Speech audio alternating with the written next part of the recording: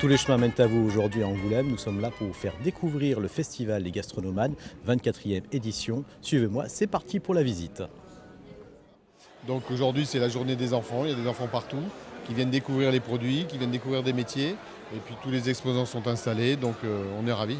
C'est la journée des enfants, c'est-à-dire qu'effectivement des écoles qui viennent d'un peu partout du département, qui viennent sur des ateliers qu'on a conçus pour eux, pour découvrir les produits, pour découvrir les métiers et puis leur donner l'éducation au goût. Donc, il va y avoir des chefs qui vont d'abord être installés dans la rue, qui vont être installés sur scène à l'espace Franquin, qui vont être installés sous un chapiteau place des Halles. Des producteurs ici au Champ de Mars qui viennent de Charente, mais aussi de toutes les régions françaises. Et puis la cuisine de rue avec les food trucks qui vont s'installer samedi et dimanche sur la place New York. Et puis des chefs qui vont rencontrer des artistes, des musiciens, notamment sur la clôture avec un quatuor à cordes, un chef étoilé qui va venir de Toulouse et un dessinateur.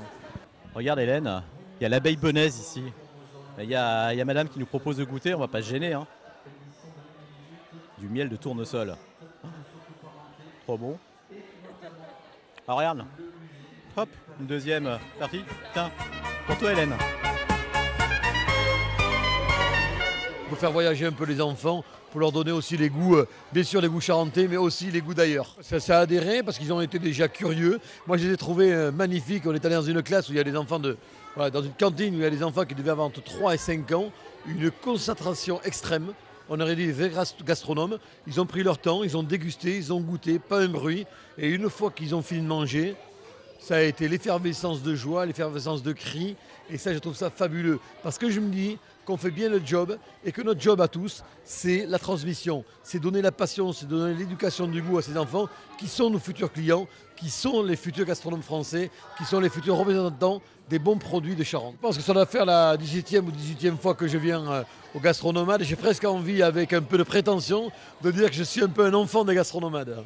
Les gastronomades à Angoulême, c'est aussi l'occasion de découvrir ou de redécouvrir des légumes, et des légumes locaux et de saison, monsieur, dame. Quoi de neuf, docteur? Donc on est l'association Régie Urbaine, c'est une activité, c'est une structure d'insertion par l'activité économique. Disons qu'aujourd'hui, le mot ou le fil rouge, c'est la saisonnalité des légumes. On a toutes sortes de courges qui sont cultivées l'été. C'est un légume de conservation pour l'hiver. On peut faire des bonnes soupes avec ça. On peut faire des bonnes soupes et des bons plats gratinés. Après, on a les choux. On a toutes sortes de choux. Donc le chou, c'est très bon à cette saison. Ça apporte beaucoup de calcium et de vitamine C. Il faut apprendre aussi à le consommer cru. Donc c'est ce qu'on essaye de transmettre aujourd'hui, c'est le légume de saison.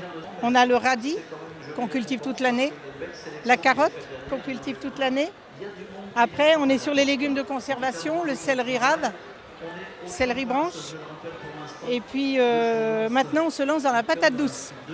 C'est des cultures qui ne sont pas forcées, juste entretenues manuellement et aucun produit ne sont mis sur les plantes. Ça fume, c'est que c'est bon. Ça me fait penser à un certain film culte où quelqu'un met une ficelle dans la fondue. Ah oui, les bronzés font du ski. Il y a une bonne aligot ici.